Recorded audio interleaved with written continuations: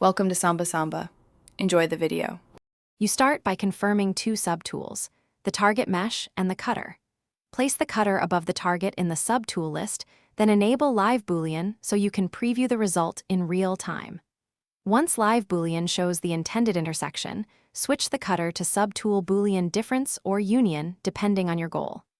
Make sure transform gizmo placement matches your intended cuts, and if you plan to sculpt after, enable Dynamesh or Remesh to preserve workable topology.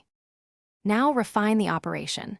Align the cutter precisely using the gizmo or exact deformation numeric inputs because small offsets create messy intersections. Toggle between union, subtract, and intersect to evaluate shapes. This helps you choose the cleanest topology before committing. When the preview matches your intent, click Tool Boolean Make Boolean Mesh. This generates a new tool with applied Boolean. Once generated, inspect edge loops and use polish or smooth to tame harsh artifacts prior to remeshing. Finish by remeshing the new mesh with Z-Remesher or Dynamesh to get uniform polygons.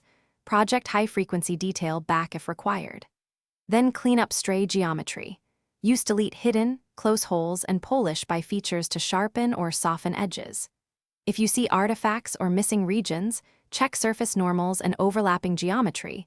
Duplicate the subtool, flip normals, or slightly realign the cutter and repeat the Boolean. That one troubleshooting step often resolves most Boolean failures quickly. Thanks for watching. Consider subscribing if we helped you.